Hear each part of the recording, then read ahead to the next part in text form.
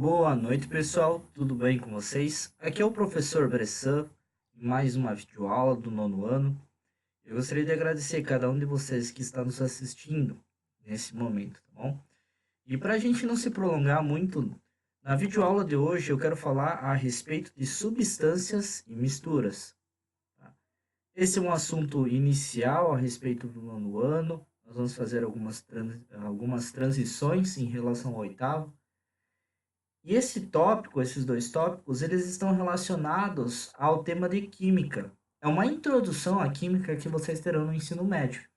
Por isso, prestem bastante atenção para que vocês possam ir se encaminhando, se direcionando já, que vai auxiliar bastante vocês para o ano que vem. Iniciando, eu gostaria de falar um pouquinho a respeito dos estados físicos da matéria. Bem, os estados físicos da matéria, geralmente, eles são compostos de três estados principais: o estado líquido, como vocês podem notar, o estado gasoso, que não dá para enxergar, mas vamos fingir que tem uma nuvenzinha aqui como o estado gasoso, e o estado sólido, que são os cubos de gelo. Vocês podem perceber aqui que existem mudanças desse estado. Aqui eu estou exemplificando a água, mas toda matéria, ela vai ter toda a substância, terá exatamente isso: um estado líquido, um estado sólido e um estado gasoso. Por exemplo, o ar que nós respiramos, inspirem e expirem, esse ar que nós respiramos, ele está em estado gasoso. Ele é oxigênio, ele é nitrogênio, argônio, ou seja, há diferentes substâncias que nós não enxergamos, mas estamos respirando diariamente. Se vocês pegarem uma garrafinha d'água, vocês vão ver que ela está em estado líquido da matéria, que tem propriedades bem específicas. Mas se a gente de repente decidir congelar, ou melhor ainda, né? Pensem na cadeira que vocês sentam. Se for uma cadeira de ferro, ou tiver uma partezinha de ferro, vocês vão notar que essa parte de ferro é mais dura. É porque ela está em estado sólido. Então, pessoal, existem três estados da matéria: o estado sólido, o estado líquido e o estado gasoso. E quando esses estados eles mudam, vamos dizer, ele está em estado sólido e ele passa para o estado líquido, eles passam por determinados processos de transformação, de mudanças do estado físico da matéria. Como assim, professor? Quando você tira o cubo de gelo do freezer, obviamente, o que vai acontecer? Ele vai começar a derreter. Esse processo de derretimento, que ele é? É o processo de fusão. Fusão é quando algo está em estado sólido, qualquer substância, não só gelo, tá? Qualquer substância em estado sólido passa para o estado líquido. Esse processo é chamado de fusão. Aí, quando nós temos o estado líquido e ele passa para o estado gasoso, nós temos o processo de vaporização. Quando acontece isso? Bem simples. Quando vocês vão lá e começam a esquentar a água para o chimarrão ou esquentar a água para o café, essa água vai começar a borbulhar e vai sair o vapor. Esse vapor é o que nós chamamos de estado gasoso da água, da matéria, e esse processo de ferver até começar a evaporar é a vaporização que nós chamamos. Quando essa água for evaporar, vocês vão notar uma coisa: no teto vai ter o quê? Vai ter várias gotinhas que vão estar se formando em cima.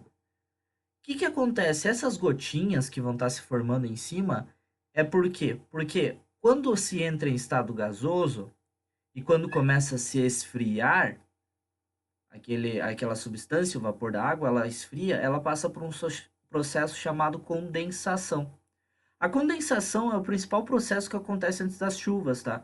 Então, pessoal, parem para pensar. Algum tempo atrás nós tivemos uma seca muito forte, muito forte. Essa seca muito forte, algumas pessoas justificaram, alegando que, não, é por causa do desmatamento. Um pouquinho foi. Mas o principal fator que gerou a seca era que o Oceano Pacífico e o Oceano Atlântico, eles estavam muito gelados naquela região. E o que aconteceu? Por estarem muito gelado, a água existente nos oceanos não evaporava. Se ela não evaporava, não ia chover, que foi o que aconteceu para nós.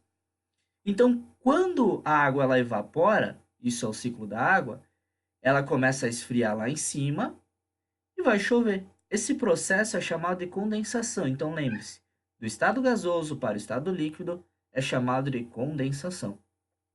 E quando nós temos do estado líquido e ele passa para o estado sólido, quando vocês pegam a garrafinha d'água e colocam no freezer, ele vai se tornar cubos de gelo. Esse processo é chamado de solidificação. Ou seja, quando tu tem algo em estado sólido, líquido, ele vai e se torna um cubo ou estado sólido, beleza? E nós temos ainda mais dois processos que são importantes. Nós temos quando nós temos algo em estado sólido e ele salta direto para o estado gasoso, ele passa por um processo chamado sublimação. Ah, professor, eu nunca vi isso acontecer. Já viu. Quando chove granito, pessoal, tá? Quando chove, né, granizo ali, o que é? Nada mais é o quê? Isso aqui, a sublimação. Evaporou, evaporou, chegou lá em cima na atmosfera, ao invés de se tornar água, aquilo congelou de forma imediata e acabou. Perdão, é ao contrário, na verdade, tá? Quando acontece de algo evapora, evapora, evapora, que daí é quando chove gelo, que vocês imaginam que já tenham visto, né? Quando chove granito. O que é exatamente quando evapora, ele vai evaporar e depois ele vai se resfriar lá em cima, vai se tornar cubinhos de gelo e vai chover. Esse processo é chamado de deposição ou sublimação inversa. Tá? Nesse caso, esfria, ele nem chega a virar água líquida e ele passa direto a ser um cubo de gelo. E o processo ao contrário é chamado de sublimação. Acontece em alguns desertos em que neva, por incrível que pareça, de noite é tão frio que neva. Daí quando neva, logo no dia, é tão quente, tão escaldante, que logo o que acontece? Ele nem entra em estado líquido. Ele passa direto para o processo de sublimação. O gelo se torna diretamente vapor d'água. Então lembre-se, do gelo para a água líquida, fusão. Da água líquida para o estado gasoso, vaporização. Do estado gasoso para o estado líquido, condensação. Do estado líquido para o estado sólido, solidificação. Do sólido direto para o gasoso é chamado de sublimação. E do gasoso direto para o sólido é chamado de sublimação inversa ou deposição. Para que vocês possam entender um pouquinho mais fácil, nós precisamos entender o seguinte processo: os processos chamados de ponto de fusão e ponto de ebulição. Eu usei antes o exemplo da água. Tá? Para você esquentar a água, para você fazer com que o gelo derreta, no caso, você precisa fazer com que ela atinja, o cubo de gelo atinja um processo de fusão, uma temperatura X. No caso da água, quando ela atinge 0 graus mais 1, o que vai acontecer? Ela vai passar pelo processo de fusão e vai se tornar água líquida. Então, pessoal, o que acontece? Ponto de fusão, tá? Prestem bastante atenção, ponto de fusão é a temperatura necessária para que uma determinada substância saia do estado sólido e vá para o líquido, ou ao contrário, saia do estado sólido, perdão, saia do estado líquido e vá para o estado sólido. Se tu quer fazer com que a água vire gelo, tu vai precisar fazer com que a água atinja a temperatura menor de 0 graus, que dela vai virar gelo. Se você quer fazer ao contrário, eu quero fazer gelo derreter, o que tu vai fazer? Fazer com que a água fique com uma temperatura superior a 0 graus. Isso é o ponto de fusão. Mas prestem muita atenção. Cada substância, tá, tem um ponto de fusão específico, tá bom? É bem simples de vocês notarem isso. A água vocês vão colocar e ela vai congelar. Agora tenta colocar álcool, tá? Álcool 70 graus no freezer para ver se ele congela. Deixa um tempo lá para ver. Vocês vão notar que cada um desses, cada substância vai ter um tempo específico. O chocolate. Como é que pode, né? O chocolate a gente vai lá e logo que tira ele começa a derreter, né? Já começa a se tornar. Aí, por exemplo, vamos pensar no metal. O garfo e a faca que vocês usam. Vocês deixam ele fora do freezer? Deixam. E como é que pode eles não derreter? Eles precisam de temperaturas muito maiores para entrar no ponto de fusão. Quando ele entra no ponto de fusão, ele permanece por um tempo, uma constância, até que ele se torna completamente líquido. E aí, professor, quando é que ele sai do estado sólido, do estado líquido e vai para o estado gasoso? É o processo de ponto de ebulição, tá? Para o processo de vaporização. O ponto de ebulição é a temperatura que uma determinada substância precisa para sair do estado líquido e ir para o estado gasoso ou vice-versa. No caso da água, do gelo para a água líquida, ao contrário também, 0 graus. No caso da água no nível do mar, tu precisa fazer com que ela chegue a 100 graus Celsius. Ou seja, vocês têm que manter ela esquentando, esquentando, esquentando, até que elas vão atingir 100 graus e vão começar a evaporar. Esse é chamado de ponto de ebulição, 100 graus. Cada substância tem um específico, um ponto de ebulição bem específico para isso. Parem para pensar o álcool, por exemplo. O álcool, logo que vocês passam ele em cima de alguma coisa, ele evapora bem rapidinho, porque o ponto de ebulição do álcool é muito menor, pessoal, do que do que a água, né? Se vocês jogarem água em cima de uma mesa, passarem um pano úmido com água, vocês vão notar a diferença que é passar um pano úmido com um álcool.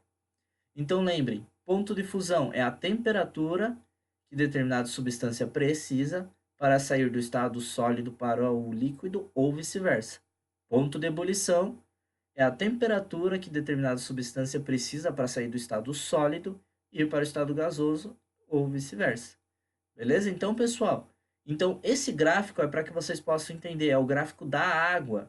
Ou seja, a água ela está em estado sólido aqui, esquentou, aqui ela fica em estado líquido. Saiu do estado líquido, ela vai esquentar, vai evaporar e vai ficar no estado gasoso. Isso tudo que eu mostrei para vocês, pessoal, é relacionado para que vocês possam entender um pouquinho mais ao nível do mar. Significa o quê? Que a água ela congela 0 graus perto da praia e ela evapora a 100 graus perto da praia. Eu que moro em Chapecó, por exemplo, o que vai acontecer? Para que eu possa esquentar a água, eu preciso fazer com que ela chegue a 98 graus, ela já vai começar a evaporar. Se você estiver no Monte Everest, que é o ponto mais alto do planeta, é o pico do nosso planeta, o que vai acontecer? A água ela começa a evaporar a partir de 70 graus Celsius. Então depende muito da pressão atmosférica, mas não se preocupem, porque a não ser que vocês vão para o Monte Everest, a maioria de vocês vai ter que esquentar a água para evaporar entre 95 graus e 100 graus Celsius. Beleza? Quanto mais perto da praia, maior vai ser a temperatura de ebulição. Quanto mais longe da praia, quanto mais alto, perdão, não mais longe, mais alto, é o mesmo procedimento inverso. No caso, menos temperatura para o ponto de ebulição. E aqui nós vamos ter a mesma coisa, tá? É um gráfico invertido no caso. Aqui é o processo de condensação. Quando a água atinge os 100 graus e ela começa a decair, ela vai ficar em estado líquido. Tá? Esse é o processo de condensação. Aqui, então, pessoal, 100 graus, ponto de ebulição. Diminuiu, diminuiu, diminuiu, ponto de fusão. Aqui virou gelo. Outro tópico importante que eu quero falar na aula de hoje, a respeito da densidade. A densidade, muitos de vocês notam a densidade por uma questão bem importante. Coloque uma moeda na água. O que vai acontecer com essa moeda? Aí façam outra coisa. Coloquem dentro de um copo d'água um pedacinho de madeira, tá? Que caiba dentro do copo. O que vai acontecer com um e com o outro? Um desses dois vai afundar e o outro vai flutuar. Isso está relacionado à densidade. A densidade de uma substância é o resultado da divisão da sua massa pelo seu volume. Significa o quê? Pessoal, se eu tiver 1 centímetro, peguem um copo de água, perdão, peguem um copo vazio de 250 ml. Imagine o seguinte, que vocês encheram ele com 250 ml de água. a 250 ml, vai ter um determinado peso, não vai? Aí façam outro teste. Esvaziem esse mesmo copo e encham de moedas, até dar mais ou menos o mesmo volume que tinha antes de água. Existe uma diferença entre o peso? Existe sim. Porque, pessoal, o volume é o mesmo, tá? Vão ser 250 ml de alumínio, o que for a moeda, o que for formado a moeda, e tinha 250 ml de água. Mas a diferença está relacionada à massa de uma determinada substância. Isso, como consequência, vai influenciar diretamente na densidade. A densidade, vocês sempre vão medir ela utilizando gramas por centímetro ao cubo ou mililitros. A massa, que é o M aqui, vocês vão transformar ela em gramas. Sempre vão deixar o G do lado do valor. E o volume, vocês sempre vão deixar centímetros cúbicos ou mililitros. Então, vocês vão fazer um processo de substituição desses para vocês encontrarem a densidade. Por que isso é importante? Olhem só. Aqui nós temos uma bola de borracha e aqui nós temos uma bola de metal. As duas têm o mesmo tamanho, pessoal. É o mesmo volume. Mas o que diferencia uma da outra é relacionada à massa. A massa de um metal, de qualquer metal, é muito maior por centímetro, a densidade, no caso, é muito maior do que de borracha. Por isso, pessoal, existe uma diferença entre você pegar um copo e encher de água e pegar um copo e encher de moedas. A massa dos dois é diferente e a densidade deles muda também. Por isso que a moeda vai afundar, por causa disso aqui, ó. Quando nós temos a densidade do objeto sólido inferior à densidade do objeto líquido, o que vai acontecer? Vai boiar. A boia funciona dessa forma, pessoal. A boia ela tá cheia de ar, o plástico também. E o plástico ele é menos denso que a água.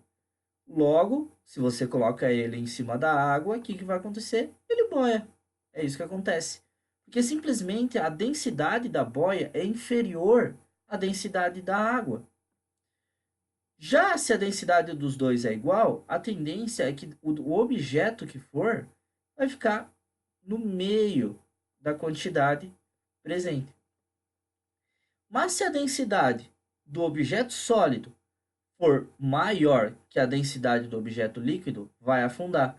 Imaginem aqui, tá? Que é o caso de uma moedinha. A moeda ela afundou porque a densidade da moeda é maior que a densidade da água. Já aqui é a madeira. A densidade da madeira, pessoal, ela é menor que a densidade da água, por isso que ela vai boiar. E isso tem a relação da densidade. Por isso que esse número que nós vimos aqui antes, quando a densidade for maior, e a gente faz o cálculo para descobrir, quando a densidade for maior que um objeto, você vai ter isso aqui. Vocês podem fazer o experimento, não com tudo, se quiserem pode fazer esse experimento. Ele é bem simples. Comecem embaixo, eu vou sugerir para vocês. Comecem colocando embaixo leite, um pouquinho de leite. Deixar ele separado. O que vocês fazem logo em seguida? Coloquem detergente. Coloquem detergente. Ou pode ser óleo aqui, tá? Vocês podem colocar óleo de cozinha que vocês vão conseguir ver também. Depois disso, vocês coloquem água. Melhor, o óleo deixa para cima da água. Vocês podem colocar detergente, depois coloquem água. Façam isso na casa de vocês, vocês vão perceber o que acontece. Colocou água, depois coloca o óleo de cozinha e depois álcool. O que vai acontecer? Exatamente isso aqui. Isso está relacionado à densidade. A água ela é menos densa que o detergente. O detergente é mais denso que a água, por isso que ele afunda. Já o leite é mais denso que esses dois aqui, por isso que ele afunda. O parafuso que vocês estão vendo aqui no fundinho, ele é o mais denso de todos os que estão aqui. E por causa disso que ele afunda, tá bom, pessoal? E a densidade, ela sempre vai mudar de acordo com a temperatura. Cada substância tem uma densidade específica. Já a água, vocês podem notar, a água, Se vocês lembrarem do filme Titanic, ou se vocês lembrarem dos icebergs, é exatamente por causa disso. Quando a água ela se torna em estado sólido, a densidade dela muda. Ela fica em 0,9. Significa que ela passa a pesar diferente do que se ela estivesse em estado líquido. Por isso que o iceberg ele boia, pessoal. Porque a densidade dele é menor que a densidade da água em estado líquido. E olha só, densidade da água, 1 grama por centímetro cúbico. Densidade da madeira, 0,5 gramas é menor que 1 grama sobre 1 centímetro cúbico. Por isso que a madeira vai boiar na água. E o chumbo, 1 centímetro cúbico vai pesar 11,3 gramas. Vejam só, 11 vezes mais do que a água. O que acontece aqui no caso? E até 22 vezes mais, quase 23 vezes, que a madeira. O que vai acontecer? O chumbo, se a gente colocar um bloquinho de chumbo, ele vai afundar na água. Então, pessoal, isso é muito importante para a gente entender um pouco do processo de densidade, tá bom? Agora, falando um pouquinho mais, vamos falar sobre as substâncias químicas versus as misturas. Prestem bastante atenção. Como eu falei para vocês, a aula de hoje é uma introdução à química. E a química ela se ocupa de estudar 3 fatores fundamentais das substâncias: a sua composição, as propriedades existentes nelas e as transformações que ocorrem, tanto como fazer as coisas se transformarem, quanto propriamente fazer com que elas não se transformem. Exemplo disso, transformações químicas, bem simples. Folha de papel queimando é uma transformação química. Aquela folha de papel ela vira cinza e não volta a ser papel depois. Já existem transformações físicas, que são diferentes das químicas, porque as transformações físicas você consegue fazer as coisas voltarem ao que eram antes. Outra transformação química, quando vocês comem, o que não é aproveitado vai para o vaso. E aquilo lá vocês não vão conseguir comer de volta. Mudou completamente aquilo que vocês comeram. Propriedades, a gente falou um pouquinho sobre elas agora há pouco. Densidade é um exemplo de propriedade. E composição é quais elementos químicos que fazem parte de determinada substância. Substância, pessoal, é a porção da matéria com propriedades bem definidas que lhes são características. Quais propriedades são essas? Densidade, se ele é inflamável ou não, a cor, a composição química, o ponto de ebulição, ponto de fusão. Esses são alguns exemplos que nós temos que vão definir determinada substância. Algumas substâncias elas têm até uma característica ou outra parecida com outras substâncias, mas todas iguais jamais, tá? Por isso cada substância tem propriedades específicas. Para que vocês possam entender um pouquinho mais, nós temos a matéria. A matéria é tudo que ocupa espaço no universo. Aí nós temos 2 tipos de matéria. Nós temos as misturas e nós temos as substâncias. As substâncias, elas serão substâncias simples ou elementares ou substâncias compostas. Anotem aí, substâncias elementares ou simples são substâncias que são formadas por um único elemento químico. Já as substâncias compostas são substâncias que são formadas por 2 ou mais elementos químicos. Quando nós juntamos 2 substâncias diferentes, nós teremos uma mistura. E a mistura, elas são divididas em 2 grupos, homogêneas e heterogêneas. As misturas homogêneas são aquelas misturas em que você mistura a ponto de que você não consegue fazer separação em fases delas. Ou seja, ela não vai apresentar fases diferentes, a gente já vai olhar um exemplo. Ou seja, misturas homogêneas, elas apresentam uma única fase. Tá? Então não dá para discernir, não tem diferença entre elas. Já as misturas heterogêneas vão apresentar 2 fases ou mais. Sobre as substâncias, notem isso aqui. Substância simples, pessoal. Gás hidrogênio. H2 é formado só de hidrogênio. O2 é formado, o ar que nós respiramos, é formado de oxigênio. O ozônio, a nossa camada de ozônio, ele é formado de 3 moléculas de oxigênio. E esse ozônio, ele é só formado por oxigênio.